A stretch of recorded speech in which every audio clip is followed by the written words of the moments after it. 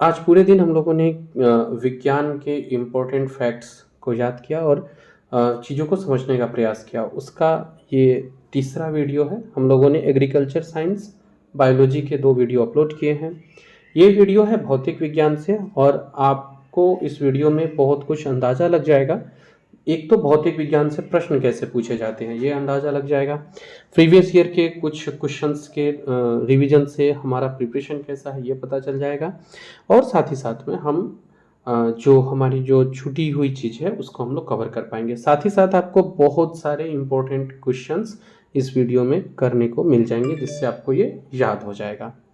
तो स्टार्ट करते हैं बिना देरी किए। विद्युत धारा की इकाई क्या होती है? 65वीं बीपीएससी का जो री एग्जाम हुआ है 2020 उसमें पूछा गया है विद्युत धारा की इकाई क्या होती है। इसका सही उत्तर हो जाएगा एम्पियर। अभी आप जब फिजिक्स के पेपर को देखते हैं ना, पिछले कुछ वर्ष के पेपर को, तो आप पाते हैं कि भौतिक विज्ञान से जो प्रश्न बने हैं इसमें एक बड़ी भूमिका, इवन 2-3 नंबर के प्रश्न आपको इन्हीं टॉपिक से देखने को मिल जाती है। एसआई मात्रक, इकाई किससे संबंधित है। ये जो प्रीवियस ईयर का हम लोग क्वेश्चन देख रहे हैं इसका एक बड़ा उद्देश्य ये भी है कि हमें ये अंदाजा लगते रहे कि किस तरह से प्रश्न पूछे गए हैं और उस तरह से हमारा प्रिपरेशन होते रहे। नेक्स्ट क्वेश्चन पे हम लोग बढ़ते हैं, प्रश्न संख्या 2 पे। इस वीडियो में मैंने रिसेंट के मीन्स कोशिश किया है कि पिछले 5 वर्ष के प्रश्नों को शामिल किया जाए। टीचर के एग्जाम में भी जो क्वेश्चन पूछे गए हैं उनको भी हम लोगों ने इसमें शामिल किया है ताकि एक ओवरऑल हम लोग का प्रिपरेशन का अंदाजा और एक अच्छा सा फैक्ट तैयार हो जाए। किसमें न्यूट्रॉन नहीं होता है? तो जो हाइड्रोजन है इसमें न्यूट्रॉन नहीं होता है। अभी हाइड्रोजन के जो 3 आपको जो ड्यूटेरियम वगैरह है इनसे क्वेश्चन पूछे जाने के चांसेस रहते हैं। तो एक प्रोटियम है, दूसरा है गया इसका ड्यूटेरियम, और कमेंट बॉक्स में आपको बताना है ड्यूटेरियम किस काम में प्रयोग में आता है। कमेंट बॉक्स में आप बताइएगा ड्यूटेरियम किस काम में प्रयोग में आता है। तो इसका एक आप अंग प्रोटियम, एक ड्यूटेरियम है और तीसरा होता है ये ट्राइटियम होता है। ठीक है, तो हाइड्रोजन में न्यूट्रॉन नहीं होता है। ये इसके 3 जो इम्पोर्टेंट फैक्ट्स थे आपको एग्जाम की दृष्टि से वो हम लोगों ने कवर किया। नेक्स्ट क्वेश्चन पे हम लोग आते हैं, एंगस्ट्रम की इकाई क्या है? सॉरी, एंगस्ट्रम किसकी इकाई है? तो एंगस्ट्रम जो है ये तरंग दैर्ध्य की इकाई होती है। और आपको आप जब क्वेश्चन को लगातार देखते जाएंगे ना, बहुत अच्छा खासा आइडिया आपको मिलने वाला है। इस तरह से आप अधिक मार्क्स के लिए किन चैप्टर्स को फॉलो करना है वो भी हम लोग समझेंगे। एंगस्ट्रम की इकाई, एंगस्ट्रम जो है वो तरंग दैर्ध्य की इकाई होती है। नेक्स्ट क्वेश्चन है, प्रकाश वर्ष किसकी इकाई है? तो ये जो प्रकाश वर्ष है ये दूरी की इकाई होती है। प्रकाश वर्ष दूरी की इकाई होती है। घड़ी में जो प्रयोग होता है क्वार्ट्ज क्रिस्टल, ये किस चीज़ का बना होता है? ये है अगला क्वेश्चन। हालांकि ये जो प्रकाश वर्ष जो है वो दूरी की इकाई है और इसमें 9.46 × 10⁻⁴ जो इसका वो है, क्या बोलते हैं उसको, यूनिट्स को फाइंड आउट करने की कोशिश थी। घड़ी में प्रयोग होने वाले क्वार्ट्ज क्रिस्टल क्या होते हैं? Sodium silicate, silicon dioxide, germanium oxide या टाइटेनियम ऑक्साइड। तो ये होगा सिलिकॉन डाइऑक्साइड होता है। घड़ी में प्रयोग होने वाला जो क्वार्ट्ज क्रिस्टल होता है वो सिलिकॉन डाइऑक्साइड होता है। प्रश्न संख्या 6 पर आते हैं।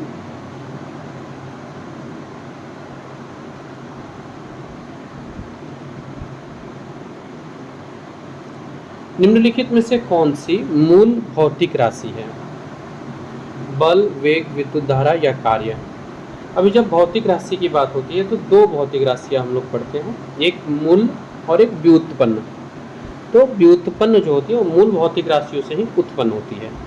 जो मूल भौतिक राशियां है ये 7 है और इसमें जो विद्युत धारा है ये मूल भौतिक राशि है और व्युत्पन्न होते हैं जो मूल राशि से आपको प्रोड्यूस्ड होते हैं। आप कह सकते हैं मूल राशि का जो प्रोडक्ट होता है वही होता है व्युत्पन्न राशि। तो यहाँ है निम्नलिखित में से कौन सी मूल भौतिक राशि है, तो सही उत्तर हो जाएगा इसका सी, विद्युत धारा जो है वो मूल भौतिक राशि है इनमें जितने यहाँ ऑप्शन में दिए गए हैं। कुल मूल भौतिक राशियों की संख्या 7 होती है और इनका जो एसआई मात्रक होता है एग्जाम के लिए बहुत इंपॉर्टेंट होता है। अगला क्वेश्चन आप देख लीजिए, ओम मीटर जो है वो किसका मात्रक है? प्रतिरोध, चालकत्व, प्रतिरोधकता या आवेश? तो सही उत्तर हो जाएगा प्रतिरोधकता का मात्रक होता है ओम मीटर। ठीक है, कितने सारे प्रश्न आपको ये मात्रक इकाई इनसे देखने को मिल रहे हैं। अगला प्रश्न आप देखिए, 66वीं बीपीएससी 2020 प्रकाश वर्ष की इकाई है, किसकी इकाई है प्रकाश वर्ष? तो दूरी, समय, आयु, प्रकाश की तीव्रता। सही हो जाएगा दूरी की है, ये भी हम लोगों ने ऊपर देखा भी है। जो प्रकाश वर्ष की इकाई है, ये प्रकाश वर्ष जो इकाई है ये दूरी की इकाई होती है। 64वीं बीपीएससी प्रीलिम्स री एग्जाम में पूछा गया था। 9.46 × 10⁻13 इसका आपको हर्ट्ज में क्या मापा जाता है? इसमें से क्या है जिसको हर्ट्ज में मापते हैं? तो जो आवृत्ति होता है इसको हम लोग हर्ट्ज में मापते हैं। इससे एक और प्रश्न पूछा जाता है, किस हर्ट्ज से किस हर्ट्ज के बीच में जो है वो ध्वनि मनुष्य के सुनने लायक होती है, मतलब मनुष्य सुन सकता है। हर्ट्ज को HZ से संबोधित करते हैं और 20 हर्ट्ज से लेके 20,000 हर्ट्ज तक की जो साउंड होती है वो मनुष्य द्वारा ऑडिबल होता है, सुना जा सकता है। अगला प्रश्न है, आवृत्ति को मापा जाता है किस चीज़ में? मीन्स आवृत्ति को कैसे मापते हैं?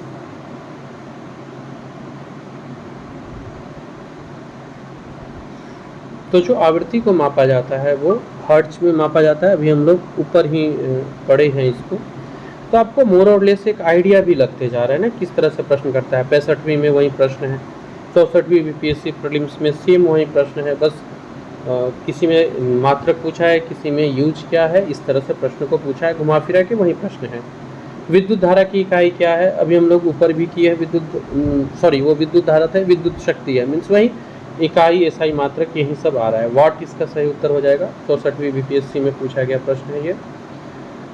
नेक्स्ट, दृश्य स्पेक्ट्रम की तरंग दैर्ध्य की सीमा क्या है? तो जो दृश्य स्पेक्ट्रम की तरंग दैर्ध्य होती है वो 3900 एंगस्ट्रॉम से लेकर 7600 एंगस्ट्रॉम के बीच होती है।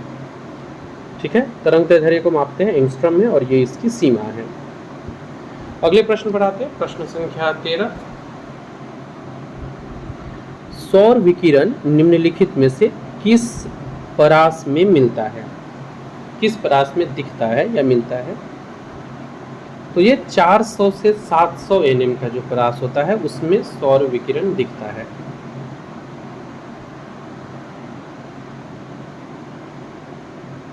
एक थोड़ा सा अलग हटके क्वेश्चन है, हमको लग रहा है कि ये शायद बीपीएससी सिविल सर्विसेज का क्वेश्चन नहीं है। जो अगला क्वेश्चन है थोड़ा सा डिफरेंट क्वेश्चन है।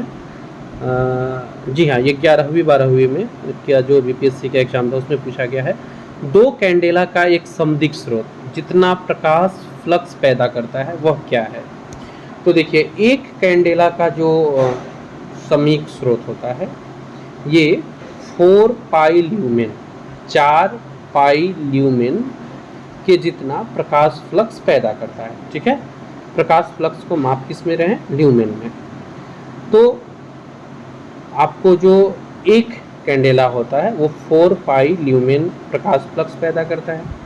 तो जब ये 2 होगा, 2 कैंडेला का क्या हो जाएगा समविक स्रोत, तो ये 8 पाई ल्यूमेन होगा। ठीक है, 2 कैंडेला जब रहेगा तो ये 8 पाई ल्यूमेन होगा, यानी कि सही उत्तर हो जाएगा इसका सी। इस तरह के प्रश्न जनरली अभी तक तो CSC mean civil service examination में तो नहीं पूछे गए हैं, संभावना भी बहुत कम लेके चल सकते हैं। अगले प्रश्न पे आते हैं, हमारा प्रश्न संख्या 15। आर्द्रता किस उपकरण से मापी जाती है? उपकरण भी एक इम्पोर्टेंट है, बिल्कुल मीन्स एक इम्पोर्टेंट चैप्टर कह सकते हैं आप, जो कवर होना चाहिए। हाइग्रोमीटर ये आर्द्रता को मापती है, हाइड्रोमीटर घनत्व को, जबकि इलेक्ट्रोमीटर दूध की शुद्धता को मापने में प्रयोग किया जाता है। दाब की इकाई क्या है? दाब मीन्स प्रेशर। अब दाब जो होती है वो एक अदिश राशि होती है, आप जानते हैं। न्यूटन प्रति वर्ग मीटर, न्यूटन मीटर, न्यूटन या न्यूटन पर मीटर, इसमें से कौन सा दाब की इकाई है? एक आप पढ़ते आए होंगे दाब की इकाई पास्कल में, मतलब दाब का जो वो होता है पास्कल होता है, यहाँ इकाई पूछा है। एक फैक्ट ये कि दाब जो है वो अदिश राशि है, ये याद रखिएगा।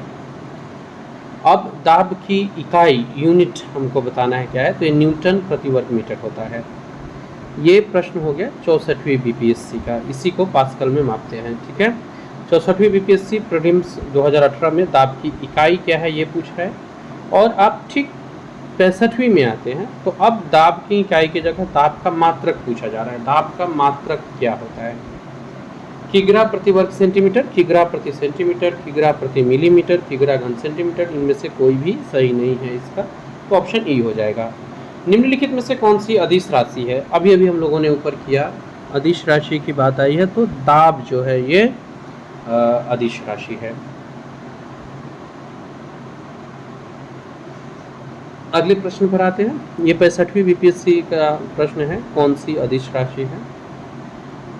नेक्स्ट क्वेश्चन पे आते हैं। निम्नलिखित में से कौन सी सदिश राशि नहीं है? यानी अगेन आपको अदिश राशि ही बताना है, सदिश राशि नहीं है पूछा गया है। गति, वेग, बल, आघूर्ण या विस्थापन, तो इसमें गति जो है ये सदिश राशि नहीं है। वेग सदिश राशि है, बल आघूर्ण यानी टॉर्क सदिश है, तथा विस्थापन भी सदिश राशि है। तो इसमें सदिश राशि नहीं है पूछा है, सही उत्तर हो जाएगा गति। 67वीं बीपीएससी प्रीलिम्स का जो री एग्जाम हुआ था 2022 वाला, उसमें यह प्रश्न था। अगला प्रश्न है, यदि धरती की घूमने की गति यानी घूर्णन गति जो है ये बढ़ा दिया जाए तो मध्य रेखा पर पिंड का वजन क्या होगा? बढ़ जाएगा, घट जाएगा, कोई परिवर्तन नहीं होगा, या दोगुना हो जाएगा, इसमें से कोई नहीं। तो देखिए, जब हम लोग धरती के घूमने की गति को बढ़ा देंगे तो जो पिंड का वजन है वो कम हो जाएगा। और यहाँ कह रहा है कि धरती की घूमने की गति बढ़ा दे रहे हैं तो पिंड का वजन, अच्छा केवल बढ़ाने का बात किया गया तो कम हो जाएगा, ये सही है। निम्नलिखित में से किस राशि का मात्रक नहीं होता है? प्रतिबल, बल, विकृति और दाब। तो इसमें विकृति जो है इसका कोई भी मात्रक नहीं है, जबकि प्रतिबल, बल और दाब का मात्रक होता है, विकृति का नहीं होता है। नेक्स्ट क्वेश्चन है, निम्नलिखित में से किस तरीके से 1 वोल्ट व्यक्त किया जा सकता है? बीपीएससी सीडीपीओ का प्रश्न है ये। 1 जूल प्रति कूलम, 1 कूलम प्रति जूल, 1 जूल कूलम या 1 जूल कूलम प्रति सेकेंड। निम्नलिखित में से किस तरीके से 1 वोल्ट को व्यक्त किया जा सकता है? सही उत्तर हो जाएगा जूल प्रति कूलम, 1 जूल प्रति कूलम, यानी ए हमारा सही उत्तर होगा। प्रश्न संख्या 23 पर आते हैं। निम्नलिखित में से कौन सा न्यूटन के गति के तीसरे नियम का उपयोग करता है? तीरंदाजी, अंतरिक्ष रॉकेट, वेंचुरीमीटर, उपयुक्त में से एक से अधिक या कोई नहीं।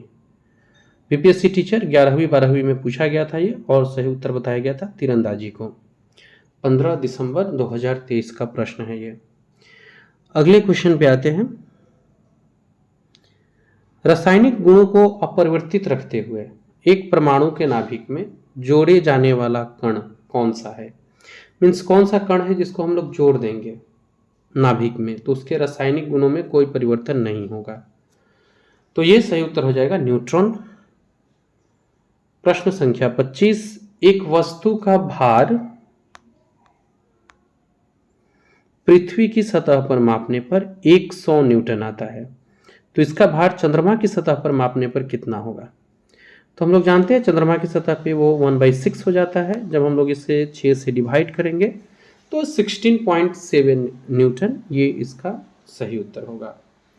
तो ये 15 मिनट में हम लोगों ने 25 बहुत इंपॉर्टेंट प्रश्न देखे हैं फिजिक्स के। हालांकि यहाँ पे सब कुछ खत्म नहीं होता है फिजिक्स का, हम लोग फिर अगले वीक जब फिजिक्स का टाइम आएगा ना, उस दिन हम लोग यहाँ से आगे वीडियो को कंटिन्यू करेंगे। फिलहाल इस वीडियो में इतना ही, मिलते हैं अगले इंपॉर्टेंट वीडियो के साथ।